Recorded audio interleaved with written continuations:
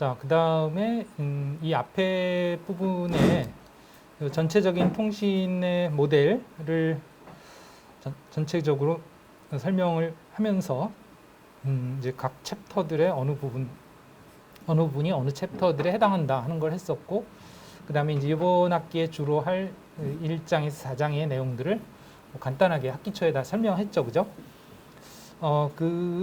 그것이 결국은 여기에 그 정리가 돼 있습니다. 지금 5주차 지난 시간까지요. 지난 시간까지 이제 수업한 내용이 어떤 것들인지 이제 각 챕터별로 우리가 실제로 한 부분 파워포인트 자료를 기준으로 페이지와 내용들을 간략하게 요약을 해서 이제 나열을 해놨어요. 이거를 지금 우리가 한 달여에 걸쳐서 공부를 한 거예요. 그러니까 우리가 뭘 했었는지 다시 한번 보시면서 뭐 잘 이해가 안 갔던 부분은 해당 동영상을 뭐 보시면 되겠죠, 그죠? 이게 어느 부분이 어느 동영상인지에 대해서는 여러분들이 찾아보시면 되겠죠. 아니면 또 자료실에 보시면 이제 각 차시별로 요약이 있으니까 해당 매칭되는 부분을 찾아보시면 되겠죠. 그러면 영상을 찾을 수 있겠죠. 이 부분도 이제 참고하시기 바라고요. 사실 이렇게 해서 보면 여기에 나와 있는 그 1장에서 뭐 3장까지의 내용들의 많은 부분이 여기에서 다뤄졌던 것을 여기에 나와 있는 많은 부분이 우리 수업에서 다뤄졌던 것을 볼 수가 있습니다.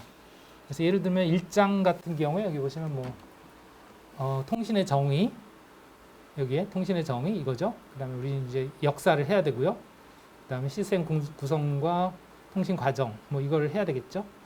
그다음에 이제 신호의 성질 여기에 대해서는 아직 그렇게 다루진 않았는데 주파수 대역, 대역폭 이런 것들은 우리가 했죠. 그래서 이 신호의 성질도 여기 했군요. 파장, 속도, 주파수 이거죠. 신호의 성질, 통신 신호의 특성이 성질이지.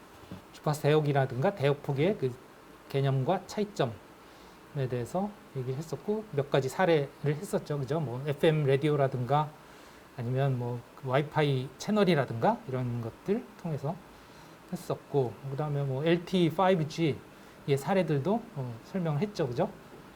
설명을 했고, 그 다음에 신호의 성질에서는 또 이런 그 크기, 진동수, 주파수, 이걸 우리가 진폭이라고도 하고, 진동수, 주파수라고도 하고, 이제 파장의 개념, 그 다음에 속도, 위상, 이런 얘기들을 했고요. 그런 것들이 변하는 데 따라서 파형과 스펙트럼이 어떻게 변하는지 이해해보자 했었고, 자료실에 있는 함수 발생기 앱을 통해서도 우리가 해봤죠. 그죠? 여기 이제 보시면 시그널 애널라이저, 펑션 제너레이터, 시그널 애널라이저 이걸 통해서도 이제 함수 발생을 시켜서 그것들에 대한 크기와 주파수의 변화 이런 것들, 또 위상의 변화 이런 것들을 관측을 했었어요.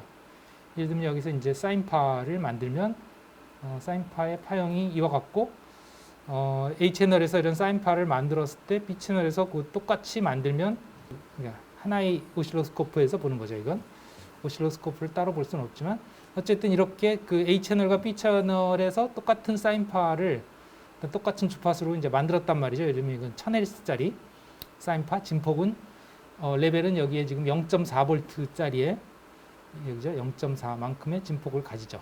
이렇게 가져가 보면 대략 레벨이 A 채널, B 채널 전부 이제 0.4라고 나오죠. 그죠? 예, 지금 0.4로 나오죠. 그죠? 그래서 만약에 여러분들이 이제 진폭을 키우면, 그래서 레벨을 키우면 이렇게 진폭이 커진다. 안 커지는 것 같이 보이죠? 모양은 그대로요. 이건 왜 그러냐면 지금 이 눈금이 바뀌는 거죠. 눈금이 지금 아까는 0.48이었는데 1.1이 됐어요. 여기가.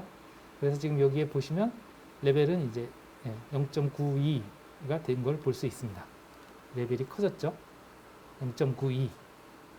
이거 레벨 줄여도 안 바뀌는 것 같지만 눈금이 바뀌고 있어요. 그러니까 바뀌는 겁니다. 여러분들이 그걸 이제 눈금이 바뀌는 게 싫으면 여기 오토 스케일을 풀면 돼요. 오토 스케일이 지금 켜 있는데 끄면 스케일링이 꺼지면서 여기가 1V로 이제 고정이 되고 이걸 이제 바꿀 수도 있죠. 물론 이 눈금을 이렇게 바꿀 수도 있어요. 그럼 눈금에 따라서 이제 크기가 변하는 것처럼 보이지만 사실은 눈금이 변하는 거죠. 그러면 이제 눈금을 고정시킨 상태에서 레벨을 변화시키면 이제 지금은 0.4인데 뭐 이렇게 줄어든다든가 이렇게 늘어난다든가 하는 것이 보이죠. 예를 들면 진폭이 1이 되면 레벨이 1이 되면 이제 완전히 풀 스케일로 1까지 가는 걸 볼 수 있죠. 물론 이렇게 하면 지금 두 채널을 동시에 보는 거고, 만약에 여기서 이제 내가 B 채널을 바꾸면 지금 현재 B 채널은 카피 A 해서 A 채널을 그대로 보여주고 있는데, 내가 여기서 B 채널을 레벨을 바꾸면 B 채널만 따로 바뀌는 걸 볼 수 있어요. 그죠? 네. 그래서 B 채널은 이제 0.5다. 진폭이 반으로 줄어든 걸 알 수 있죠. 이게 진폭의 개념이다. 레벨의 개념이다. 그 다음에 이제 주파수의 개념은 현재 주파수가 여기에 지금 1kHz로 되어 있는데, 그러면 여기서부터 여기까지가 1ms다. 여기 눈금이 지금 0.4, 0.8, 여기까지가 1ms인 걸 알 수 있어요. 여기까지가 2ms인 걸 알 수 있죠. 그래서 1ms의 한 주기니까 이제 1kHz. 1000분의 1초죠. 1ms가. 그러니까 1000번이 1초에 반복이 된다는 뜻이고, 그래서 1kHz죠. 여기서 이제 주파수를 B 채널의 주파수를 늘리면 주기가 짧아지는 걸 알 수 있죠. 한 주기가. 그 얘기는 주파수가 높아진다는 얘기지. 거꾸로 주파수를 낮추면 주기가 길어지죠. 그죠? 네. 주기와 주파수의 관계를 알 수가 있죠. 계산을 할 수도 있어야 되겠죠. 그 다음에 이제 지연이라는 게 이거죠. 시간 지연. 여기에 지금 시간 지연이 얼마나 일어나는가 하는 것은 이제 A 채널 대비 여기에 밀리세컨드를 보여주고 있고요. 예를 들어서 0.5ms이면 반주기가 차이가 나는 거죠. 딱 0.5ms. 네, 반주기인 것을 알 수 있습니다. 반만큼 이동을 했어요. 만약에 이제 한 주기가 되면 1ms가 되면 한 주기만큼 이동이 되겠죠. 이렇게. 그 다음에 이것을 각도로 따지면 한 주기가 360도다. 반주기가 180도가 되는 거죠. 뭐 그런 식으로 이해를 할 수가 있겠습니다. 그러니까 그 시간으로 따지면 주기라는 거는 이제 주파수의 역수가 되겠고, 예를 들면 1kHz에 신으면 1kHz면 1000번이죠. 그냥 1000분의 1초가 되는 거죠. 그럼 1ms가 주기가 되는 거고, 그 한 주기를 360도라고 했을 때 그것에 이제 그럼 그 각도로 따지면 이제 한 주기가 360도, 반 주기가 180도. 물론 그것은 이제 디그리, 즉 그 360도의 각도가 아닌 그 레디안으로 표현하면 한 주기가 360도가 2파이가 되겠고 180도가 파이가 되겠죠. 네, 뭐 그런 식이 되겠죠. 신호의 성질에 대해서 썼고, 여기에 대해서 봤었고, 그 다음에 뭐 주파수와 주기 관계식 아까 되겠죠. 그 다음에 주파수와 파장의 관계식, 이것도 이제 뭐 식으로 봤었는데, 사실 여기서 이제 뒤에 가면 이제 문제풀이들이 있어요. 그냥 계산 문제들도 이제 할 수 있어야 되겠죠, 여러분들이. 그건 뒤에 가서 보도록 하겠습니다. 그 다음에 뭐 주파수 대역폭 아까 얘기했고요. 그 다음에 통신 시스템의 성변수에서 이제 채널 용량이라는 개념 얘기했었죠. 그죠? 이것의 중요성에 대해서도 얘기했었고요. 샤논이라는 사람이 이제 이 공식을 이제 세웠다. 네, 이것이 어떤 의미를 가진다. 그래서 대역폭이 넓을수록, 그 다음에 신호대 잡음의 비율이 높을수록 더 그 높은 속도의 전송이 이론적으로 가능하다. 는 얘기를 했었습니다. 즉, 통신 속도가 무엇에 의해서 좌우되어 있냐? 그 신호를 전달하는 그 신호의 전체 대역폭, 주파수의 범위, 그리고 신호의 잡음 비율, 이 두 가지에서 좌우가 된다. 그다음에 뭐 신호 표현 분류, 이건 뭐 신호, 이거는 이미 앞에서 1장에서 얘기했던 내용들.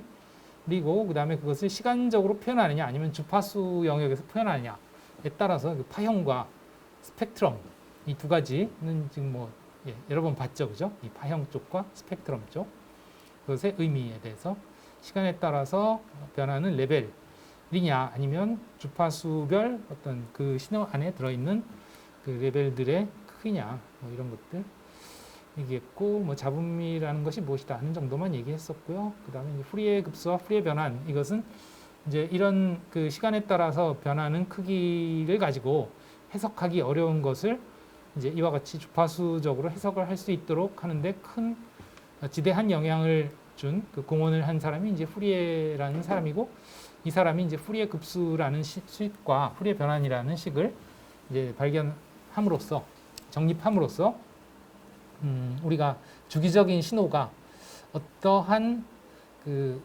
신호들의 성분들이 들어있죠. 그래서 성분들이라는 건 이제 주기적인 신호라는 건 결국은 그 주기에 해당하는 주파수의 사인파와 그것들의 2배, 3배, 4배, 5, 6, 즉 고조파라고 하는 즉 그 주기에 해당하는 기본 주파수, 기본 파와 그것의 고조파들의 어떤 조합으로 이루어진다. 그 조합의 크기의 뭐랄까? 그럼 그 기본파는 얼만큼 크기, 그 다음에 뭐 205조파, 305조파는 각각 얼만큼의 크기가 들어있냐 이런 것들을 계산하는 게 이제 후리의 변환, 뭐 후리의 급수 이런 것들을 통해서 계산을 할 수 있다 하는 거죠. 그래서 보통 우리가 주기적인 신호들이 결국은 그렇게 여러 가지의 그 기본파, 고조파들로 들어있기 때문에 많은 경우에 우리 음성이라든가 아니면 악기 소리 이런 것들은 주기적인 파형이고 이런 신호들을 합성을 해낼 수 있었다. 그 파형에 대한 스펙트럼 분석을 통해서 이 후리의 해석을 통한 후리의 분석을 통해서 그런 것들이 가능해졌다. 그래서 관측뿐만 아니고 이제 해석하고 처리하고 또 우리가 이렇게 분석을 할 때도 방금 아까 봤지만 뭐 처리를 할 때도 그렇고 여기서 이렇게 복잡한 신호지만 이 중에서 A 채널만 뽑아내려면 어떻게 하냐 하는 것을 이렇게 스펙트럼만 보고도 이렇게 하면 A 채널만 뽑을 수 있겠군, B 채널만 추출할 수 있겠군, 또는 이 스펙트럼을 어디로 이동시키면 원래의 정보 신호의 스펙트럼이 되겠군. 뭐 이런 것들을 이제 아주 직관적으로 이해를 할 수 있고, 그럼 그걸 하기 위해서는 어떻게 하면 되는지 그런 것들을 우리가 코사인의 고배 공식이라든가 이런 것들에 의해서 주파수의 이동이라든가 이런 것들을 수식적으로 이해할 수 있었죠.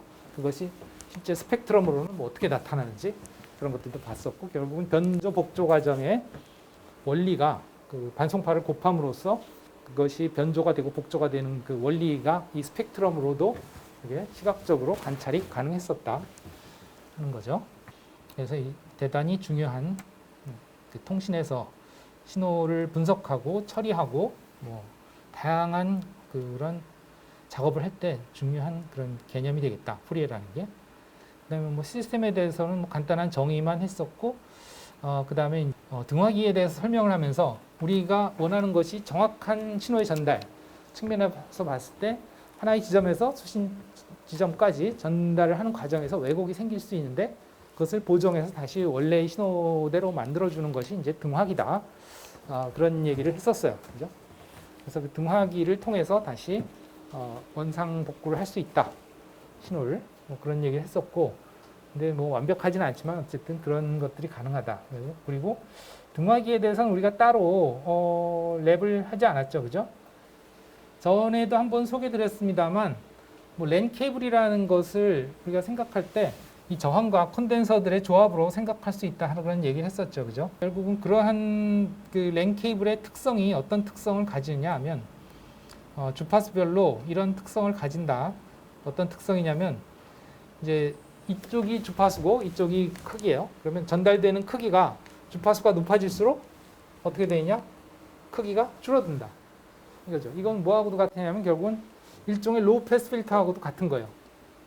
높은 주파수는 작게 전달이 되기 때문에 뭐 그렇게 볼 수 있어요. 그래서 그러면 이거는 무엇에 의해서 결정이 되냐면 결국은 이 그 케이블의 저항과 케이블의 용량 컨덴서, 즉 케이블이 선이 두 개가 마주보고 있는 것이 하나의 컨덴서와도 같다 그랬죠, 그죠? 그러면 얼마나 그 마주보고 있는 것이 그 컨덴서로서의 캐패시터로서의 용량이 크냐에 따라서 그것이 결정이 된다. 그래서 여기 보시면 이제 이 저항, 그 케이블이 길이가 길어지면 당연히 저항도 많아지겠죠. 그 다음에 캐패시턴스도 마찬가지로 케이블의 길이가 길어지면 마주보고 있는 선의 길이가 길어지니까 거기에 용량도 커질 거예요. 즉 거기에 그 충전되는 전하의 양도 많아질 거예요. 그런 것들이 이제 전달되는 특성에 영향을 미친다. 어떻게 영향을 미치냐 보면 여기에 저항을 키워보면 저항을 키우면 어떻게 돼요? 이 보시다시피 더 높은 주파수로 갈수록 더 신호가 더 줄어들어요. 그죠? 높은 주파수로 갈수록 신호가 더 줄어들어요. 저항을 줄이면 좀 나아지죠. 더 줄이면 이와 같이 높은 주파수 성분이 덜 줄어들게 되죠. 캐패시턴스도 마찬가지로 캐패시턴스를 늘리면 이렇게 확 줄어드는 걸 볼 수 있어요. 이런 현상들이 일어날 수 있다 하는 거고, 그래서 여기에도 마찬가지로 이제 뭐 신호를 좀 넣어줘 보면, 예를 들면 지금 이제 여러분들이 안 배웠던 것 중에 잡음의 사례를 보겠습니다. 백색 잡음이라는 잡음을 들려드릴게요. 볼륨을 좀 작게 하고. 들리죠?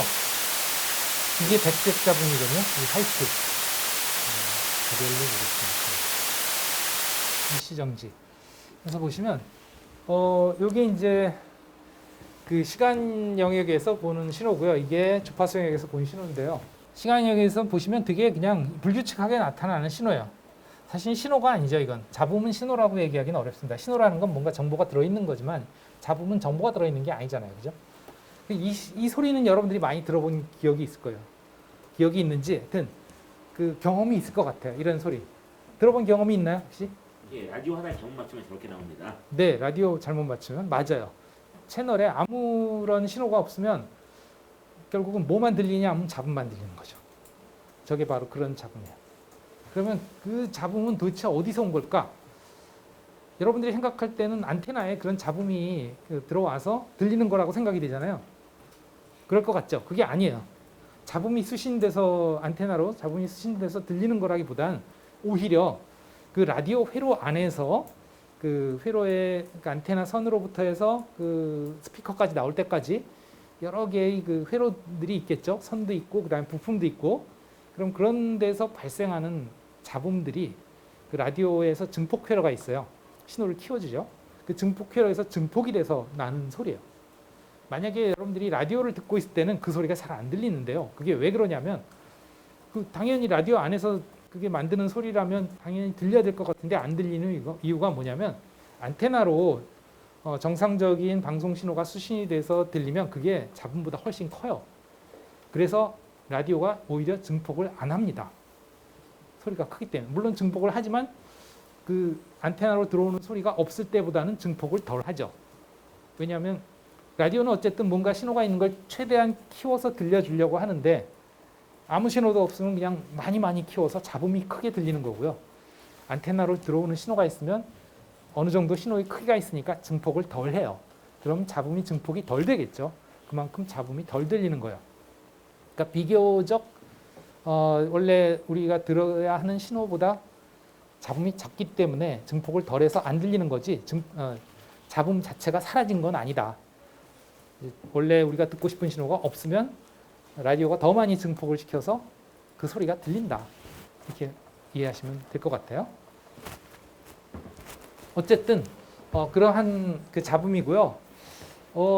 대부분의 뭐 금속이나 아니면 뭐 모든 물질에서는 이런 것들이 일어나고 있어요. 근데 이제 이게 금속에서 일어나는 것이 우리 라디오에서는 뭐 어쨌든 다 금속을 통해서 부품들이 연결이 되고 다 신호들이 뭐 부품들도 뭐 금속으로 이루어져 있고 그런 것들이 많으니까 그 금속 안에 있는 원자들이 열이 있으면 여기서 열이라는 거 온도가 있으면 얘기해요. 온도가 있으면 하여튼 진동을 하게 되겠죠. 원자가. 진동을 한다는 얘기는 그 안에 전자들이 마구마구 움직인다는 얘기예요. 그러면 그 전자들이 움직이는 것들이 결국은 뭔가 전기적인 흐름을 만들어내고 그게 잡음이 되는 거죠. 만약에 온도가 없으면 여기서 온도가 없다는 얘기는 절대 온도 0도 K를 의미합니다. 절대 온도 0도 K. 아마 그 섭씨로 따지면 마이너스 273도 정도 되죠. 그죠? 절대 온도 0도가. 그 온도가 되면 뭐 원자들도 더 이상 뭐 자유로이 움직이질 못해요. 그래서 잡음이 없어요. 그때는. 그러나 이제 거기서부터 1도, 2도, 3도 절대 온도가 올라가기 시작하면 전자가 조금씩 움직이면서 이제 잡음이 생기는 거죠. 어쨌든 그렇게 생기는 잡음들은 뭐라고 부르냐면 화이트 잡음이다 이렇게 해요. 화이트 노이즈라고 부르는데요. 그 화이트의 의미는 한번 얘기했던 것 같은데 이걸 화이트의 의미는 뭐 한번 얘기했죠. 화이트가 어떤 의미라고 그랬죠? 우리 눈으로 볼 때 빛으로 느끼는 거잖아요. 색상은 그죠? 그럼 어떤 색이 화이트예요? 네, 그렇죠? 가시광선으로 볼 수 있는 빨강색부터 보라색 영역의 모든 색이 골고루 들어있을 때 그걸 화이트라고 부르죠. 백색. 그래서 여기서 화이트라는 의미는 모든 주파수에 고르게 들어있다는 뜻이에요.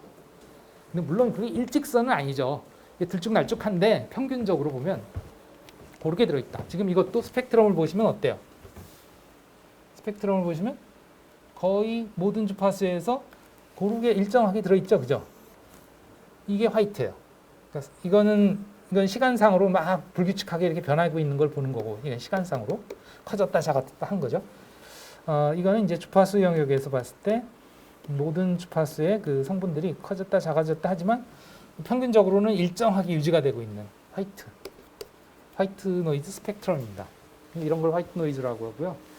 내가 이 화이트 노이즈를 틀어드린 이유는 이것이 만약에 이런 필터를 지나면 어떻게 되느냐, 이렇게 된다 이거죠. 그러니까 이 필터가 낮은 주파수는 그대로 일정하게 통과시키지만 높은 주파수로 갈수록 덜 통과시키잖아요, 그죠? 그 결과 화이트 노이즈도 일정하게 유지가 되는 게 아니고 이렇게 필터링이 돼서 깎인다 그런 걸 보여드리고 있어요. 그 사례죠, 하나의 사례. 어쨌든 회로를 지나면서 이렇게 그 신호의 변화가 생긴다는 걸 화이트 노이즈의 예로 해본 거고, 물론 뭐 화이트 노이즈만 있는 건 아니죠. 다양한 신호들이 있을 수 있죠. 그래서 다양한 입력 신호들을 여기다가 집어넣었을 때 이러한 케이블을 통과시켰을 때 어떻게 변하느냐. 대표적으로 여러분들이 관심을 가져야 될 게 뭐냐면 펄스파저를 개별로 보겠습니다. 그러면 이제 우리가 보내려고 하는 신호는 이런 신호예요. 전송 신호가 이제 펄스, 디지털 펄스죠. 그야말로 뭐 똑같진 않지만 그냥 맨체스터 코드 같다고 생각을 합시다. 예를 들어서 이런 맨체스터 코드를 랜 케이블을 통해서 보내려고 해요. 근데 아까도 얘기했지만 랜 케이블에는 RC 성분이 있단 말이죠. RC 성분이 있기 때문에 이 RC에 따라서 펄스의 모양이 이렇게 변한다는 거예요. 저항을 좀 줄여보면 좀 더 어때요? 이거 저항을 줄이면 그나마 펄스의 모양이 좀 더 원래 펄스의 모양에 가까워지죠. 그죠? 그러면서 여기에 보시면 이제 주파수의 그 성질도 높은 주파수에 대해서 아까보다는 좀 덜 줄어드는 걸 알 수 있어요. 그러니까 높은 주파수 성분을 많이 깎아서 통과시키면 뭐 캐패시터 값을 키운다든가 저항을 키운다든가 해서 그러면 신호도 이렇게 돼버리는 거예요. 통과된 신호도. 그러니까 펄스의 모양이 많이 무너지죠. 그렇죠? 그러니까 결국은 랜 케이블을 통해서 무조건 데이터를 제대로 보낼 수 있는 게 아니다. 길이의 제한이 있다. 그 길이의 제한이라는 게 그건 길이가 길어지면 저항이 늘어나잖아요. 지금 방금 아까 저항을 키웠더니 저렇게 됐잖아요. 그죠? 또는 캐패시턴스 마찬가지로 늘어나고 그렇게 되면 이제 신호가 이 모양이 된다 하는 거예요. 그래서 이제 제대로 전송이 되지 않을 수가 있다.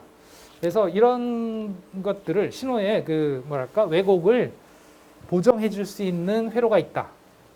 이게 바로 이퀄라이저다. 여러분들 이런 거 본 적 있죠? 그래서 뭐 주파수별로 이렇게 키웠다 줄였다 하는 거. 여러분들 휴대폰에 음악 플레이어 앱에 들어가서 뭐 이퀄라이저 뭐 이런 메뉴를 찾아보세요. 음질 보정이라든가 이런 걸 찾아보시면 저런 게 나타날 겁니다. 그래서 저기서 이제 주파수별로 키우고 줄이고 할 수 있는 거죠. 뭐에 따라서 이 전송 시스템의 특성이 이러하다면 반대로 이퀄라이저에서 높은 주파수는 더 키워주면 되겠지. 그죠? 그래서 키워주기 위해서 보통 우리가 이제 이런 일상 앱에서 사용하는 이퀄라이저는 이런 게 단수도 그렇게 많지 않아. 보통 한 4단, 5단 그 정도 있죠. 그죠? 이거는 지금 몇 단인가요? 10단인가요? 예, 10단으로 만들었어요. 그래서 촘촘하게, 주파수를 촘촘하게 보정을 할 수 있도록 해놓은 거고요. 보통 여러분들이 그 음악 플레이어에 있는 그 이퀄라이저들은 많아야 6채널, 8채널이 최고죠. 그죠? 보통은 4채널, 5채널이에요. 그러면 듬성듬성하게 그 주파수를 뭐 줄이고 키우고 할 수 있는데요. 이걸로 이렇게 여러분들이 아무리 미세하게 조정을 하려고 해도 사실은 이 보정이 잘 안 돼요. 이게 이제 여기 보시면 여기를 이렇게 키워준다. 높은 주파수가 줄어들었으니까 높은 주파수를 키워주면 어때요? 좀 신호가 좀 살아나긴 했죠. 그런 식으로 해본다는 거죠. 이렇게. 또 여기는 이 정도, 뭐 여기는 이 정도 이런 식으로 하면 좀 나아지지 않겠냐 하는 거죠. 근데 이 특성을 보시면 이 파란색이 그 이퀄라이저의 보정 특성이에요. 보시면 이렇게 부드럽게 증가하지 않고 이렇게 픽픽픽 올라가는 걸 알 수 있으니까 그러니까 정확하게 그걸 맞춰주지 못해요. 이퀄라이저가 사실은 그냥 대충 추세만 맞춰지. 그러니까 지금 이퀄라이저가 이렇게 올려준 거고 그거에 따라서 결과가 이렇게 내려가던 걸 조금 올려주긴 했어요. 근데 올려주는 게 부드럽게 올려주는 게 아니고 막 이렇게 좀 엉망이죠, 그죠? 예. 그러니까 이퀄라이저 여러분들이 보통 이렇게 사용하는 이퀄라이저 가지고는 제대로 보정을 해주는 게 그렇게 쉽지는 않다. 한번 해본 거예요. 이런 식으로. 그죠? 그럼 이 빨강색보다는 좀 올라가긴 했죠. 그죠? 빨강색보다는 좀 올라갔어요. 더 해보면 그래서 많이 올라갔죠. 그죠? 많이 올라갔으나 이게 특성이 그렇게 좋지는 않죠. 막 들쭉날쭉하죠. 그죠? 펄스의 모양은 그래도 그나마 이렇게 직각에 가까워지긴 했어요. 이렇게 할 수 있다. 근데 실제로는 이런 식으로 안 하고 여기 자동 EQ 보상 해보면 자동으로 어떻게 하면 좋으냐. 그러니까 최적의 상태를 한번 찾아본 거죠. 그랬을 때 한 이 정도 된다. 이것도 뭐 그렇게 좋지는 않네요. 네. 네네. 그렇죠. 그런 그 음향 음향 장비 다루는 데서 뭐 녹음실이라든가 이런 데서 이런 이퀄라이저 같은 걸 많이 쓰죠. 그다음에 커브 이퀄라이저 여기서 자동 보상. 그러니까 그래픽 이퀄라이저가 이렇게 주파수 대역별로 이렇게 할 수 있는 거고 커브 이퀄라이저라고 하는 건 이건 그야말로 완전 수학적으로 하는 거고 오토 보상을 하면 이렇게 완전히 부드럽게 보상을 해주고 있는데 그래서 이렇게 일정하게 만들어 준다고는 하는데 보상을 해서 그러니까 이런 식으로 보상을 해서 이렇게 됐던 거를 역으로 맞춰서 이게 일정하게 해준다고는 하는데 파형은 오히려 별로 안 좋아요. 그죠? 파형은 오히려 이렇게 되죠. 그죠? 이게 왜 그러냐면 지금 우리가 그 주파수별 크기만 조절을 해서 그렇지 주파수별 뭘까지 조절해야 되냐면 그 주파수별 시간 차이까지 다 보상을 해줘야 돼요. 사실은. 왜냐하면 이런 회로가 모든 주파수가 똑같이 지연이 일어나는 게 아니거든요. 그러니까 주파수별 지연 시간이 또 다 달라요. 주파수마다. 그런 것들이 제대로 보상이 안 되기 때문에 크기 보상은 됐는데 크기 보상은 그래서 완전히 일정하게 초록색으로 이게 이제 보상된 결과인데 그러한데 실제 파형은 엉망이 됐다. 왜냐하면 각 그 기본파와 각 고조파들의 시간차가 흐트러져서 그래요. 그 기본파와 고조파들이 똑같이 그 지연이 일어났던 걸 똑같이 보상해 준 게 아니고 그것들이 흐트러지는 바람에 저렇게 신호가 엉망이 되는 겁니다. 어쨌든 그런 뭐 등화기 이 정도 개념을 설명했고 그 다음에 이제 로우 패스, 하이 패스, 밴드 패스 필터에 대해서도 우리가 개념과 특성 했고 이제 우리 랩도 하고 있죠, 그죠? 그 다음에 뭐 진폭 변조에 대한 개념 얘기했고 그 다음에 DSBSC 지난 시간에 했었고 5장의 TDM의 개념 그 다음에 샘플링부터 해서 디지털화 과정에서 우리가 뭐 인코딩은 그렇게 많이 다루진 않았어요. 인코딩이라는 건 이제 그 양자화 시켜서 그 레벨을 일정한 개수로 만든 다음에 그것을 이제 이진수로 디지털화하는 과정이죠. 5장 PPT에 보시면 그 디지털화 과정에서 기본적으로 이제 샘플링하고 양자하고 부호한다. 그랬을 때 그 양자라는 게 이제 레벨을 반올림하는 그런 개념이라고 했죠. 그 한정된 가지수로 반올림하고 그 가지수를 레벨에 따라서 디지털로 바꾸는 거죠. 그래서 여기에 사례가 이게 양자 부분이고 요 그림이 이제 그 양자에 따른 그 레벨을 얼마나 두느냐에 따른 그 시각적인 변화죠. 그래서 이거 같은 경우는 지금 오리지널은 아주 모든 그 컬러가 자연스럽게 나타나는가 하면 그 양자화를 컬러 수를 뭐 8비트로 해서 256가지로 했을 때 4비트로 해서 16가지로 했을 때 2비트로 해서 4색깔로 했을 때 이와 같이 이제 그 컬러의 표현의 그 한계 때문에 화질이 떨어지는 걸 볼 수 있죠. 흑백의 경우에는 이제 256 레벨의 그 흑백 개조로 그러니까 회색부터 검은색부터 흰색까지 회색을 거쳐서 표현했을 경우 16가지의 그 흑백 개조로 표현했을 경우 4가지 완전 흑백 2가지 뭐 그런 이런 게 양자화의 효과죠. 시각적으로 우리가 청각적으로는 그 퀀타이제이션 그 앱에서 들어봤죠, 그죠? 레벨 가지수를 줄일수록 잡음이 많이 나는 걸 봤었고 그 잡음의 그 모양이 이와 같았고 그건 다 봤어요. 어쨌든 그렇게 해서 양자된 신호 레벨을 양자된 펄스의 신호 레벨을 이진 비트 스트림으로 이 각각 하나하나의 레벨을 이제 이진수 여기서는 지금 8개의 레벨을 8가지의 레벨을 이진수 3비트로 표현한 것을 볼 수가 있죠. 보통 우리가 실용적으로 많이 쓰는 게 컴팩트 디스크 같은 경우에 이제 16비트로 해서 2에 16은 65,536가지의 레벨을 이 단계만큼 표현한다. 그래서 샘플 하나를 이제 16비트로 표현한다. 그런 얘기를 했죠. 그러면 우리가 이제 이런 걸 계산할 수 있어요. 컴팩트디스크에 수록된 3분짜리 데이터량은 몇 바이트냐. 이런 걸 계산할 수 있죠. 또는 FHD 스크린을 캡처하면 화면의 해상도가 주어졌고요. 그 다음에 디스플레이 설정에 보면 고급 디스플레이 설정, 여기 보면 이제 해상도가 나오고요. 그 가로 세로의 픽셀 수죠. 즉 그 가로 세로의 샘플 수죠. 결국은 이것들이 디지털화 할 때의 샘플 수고, 그 다음에 이것이 비트 수준이 8비트라고 되어 있는데, 이게 색 형식이 RGB라는 의미가, 그리고 비트 수준이 8비트라는 얘기가 R, G, B를 각각 8비트로 표현한다는 거예요. 각각 8비트, 8비트, 8비트 레벨로. 그러니까 빨강색을 0에서 255까지, 그 다음에 초록색도 0에서 255까지 레벨, 파란색도 0에서 255까지 레벨로 표현한다. 그런 의미로 받아들여야 될 것 같아요. 그러면 사실은 그 점 하나가 빨강색, 초록색, 파란색 세 가지의 색상의 합으로 표현되기 때문에 24비트로 표현이 가능하죠. 점 하나의 컬러를. 아마 그 뜻일 것 같아요. 24비트는 결국은 2의 24승은 대략 한 1670만 컬러입니다. 어쨌든 이렇게 쓸 수 있고요. 그것을 파워포인트에서 그런 사례들을 볼 수 있는데요. 그래서 뭐 네모 박스를 하나 그려서 여기다 이제 채우기, 그래서 채우기, 단색 채우기, 여기서 다른 색 하면 여기서 색을 조절할 수 있죠. 이거를 의미하는 거예요. 그래서 여기 보면 RGB 모델 빨강색, 녹색, 파란색을 각각 0에서부터 255까지 조절이 가능하다 이거지. 0에서부터 255까지. 여기도 0에서부터 255까지 조절. 이것들을 어떻게 조합하느냐에 따라서 이제 색상이 결정이 되는 거죠. 이 각각을 256까지씩 가능하니까 256 곱하기 256 곱하기 256, 즉 2의 8승 곱하기 8승 곱하기 8승, 그래서 2의 24승, 그래서 1670만 가지가 되고, 보통은 거기다가 플러스 투명도를 또 0에서 255까지 지정을 해줘요.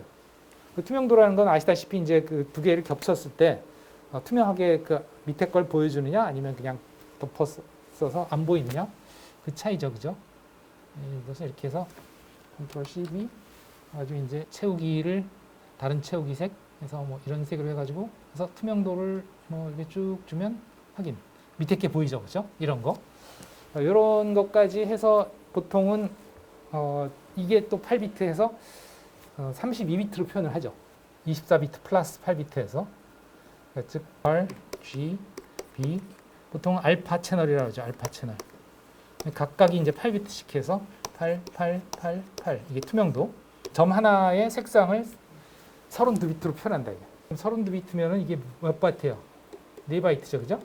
그러면 곱하기 1920 곱하기 1080 하면 이 한 화면에 그 화면에 들어가 있는 점들의 데이터 양이 나오는 거지. 여러분들이 예를 들어서 이 풀 HD 화면 모니터 한 화면을 스크린 캡처를 했을 때 그 안에 들어있는 데이터량은 저만큼의 용량이다. 이렇게 계산을 할 수 있는 거예요. 근데 보통 저장을 해보면 그보다 용량이 작아요. 왜 그러냐면 보통 여러분들이 사용하는 스크린 캡처 프로그램은 대부분 PNG라고 하는 그 데이터 압축 방식을 이용한 저장을 하기 때문에, 그때 사용하는 PNG는 무손실 압축입니다. 그래서 포터블 네트워킹 네트워크 그래픽인가 하여튼 기억이 정확히 안 나는데 하여튼 PNG고요. 많은 경우에 디폴트죠. 그 다음에 아까 그 컴팩트 디스크 같은 경우에는 그럼 어떻게 계산하냐? 뭐 이런 식으로 계산할 수 있는 거죠. 예를 들면 아까 얘기했지만 이제 컴팩트 디스크에는 한 샘플이 16비트라고 했잖아요. 16비트면 2바이트죠, 그죠? 그런데 보통 컴팩트 디스크는 레프트, 라이트 두 개의 그 스테레오 채널이죠. 그 모노가 아닙니다. 왼쪽, 오른쪽 그렇게 두 채널 사운드가 들려요, 동시에. 그러니까 사실은 두 채널이요. 그리고 초당 44,100번을 샘플링을 하죠. 그럼 1초죠. 그럼 3분이면 이게 60초 곱하기 3분. 초당 44,100번 하는데 그거를 3분 동안 하고 두 채널, 샘플 하나가 2바이트. 이렇게 하면 이제 3분짜리 국의 데이터 용량이 나오죠. 이게 이제 컴팩트 디스크에 들어가는 데이터 용량이고요. 여러분들이 과제할 때 제출하는 웨이브 파일도 저 용량이에요, 사실은. 정확하진 않습니다만, 예를 들어서 뭐 여러분들이 뭐 400kH로 샘플링을 했다. 그리고 모노 채널이고 그 다음에 16비트로 저장을 한다. 그러면 이렇게 되는 거죠. 400K니까 곱하기 10의 3승이죠. 곱하기 예를 들어 10초다 그러면 10초 곱하기 2바이트. 모노니까 한 채널만 있으면 되죠. 이게 용량이에요. 여러분들이 웨이브 파일로 저장했을 때 용량을 계산해 보면 이렇게 나올 겁니다. 근데 이거보다는 아마도 한 44바이트 정도가 더 많아요. 이게 왜 그러냐면 이 웨이브 파일 안에는 실제 그 사운드 샘플링 데이터만 들어있는 게 아니고요. 그 앞에 헤더가 들어갑니다. 그 헤더에는 이 파일이 포맷이 뭐다? 웨이브 포맷이다. 예를 들면 그 포맷이 여러 가지로 저장이 될 수 있기 때문에 사운드 파일도. 그 다음에 초당 몇 번 샘플링을 했다. 채널 수는 몇 개다. 그 다음에 샘플 하나당 몇 비트로 표현했다. 뭐 이런 정보들이 헤더로 들어가요. 그러니까 부가적인 헤더들이 들어가서 44바이트가 추가됩니다. 그래서 여러분들이 그 저장한 파일에 오른쪽 마우스 버튼을 눌러서 속성 보시면 바이트 수가 나오는데 그 바이트 수를 여러분들이 계산해 보시면 그 용량이 납득이 갈 겁니다. 그런 식으로 계산을 할 수 있어야 되겠죠. 그러니까 디지털화한 양자화된 그것들을 디지털화한 최종 데이터, 디지털 데이터가 바로 이제 PCM화된 정보들이죠. 그거를 우리가 뭐 따로 설명은 이제 지금 하는 거지, 지금. 아까 그 디지털화 과정을 이렇게 설명을 했고, 이렇게 여러 개의 그 한정된 레벨의 펄스 하나를, 샘플 하나를 이진수로, 몇 비트의 이진수로 변환하느냐. 뭐 실용적으로 여러 가지가 있다. 아까도 얘기했지만 뭐 스크린샷 테스트, 또 컴팩트 디스크 사운드 뭐 등등 여러 가지를 좀 해봤습니다. 오늘은 여기까지 하겠습니다. 뭐 그 이후의 것들은 우리가 진도 나가면서 또 하겠습니다. 이제 다음 시간부터는 진짜로 일정 들어갑니다. 네, 마칩시다.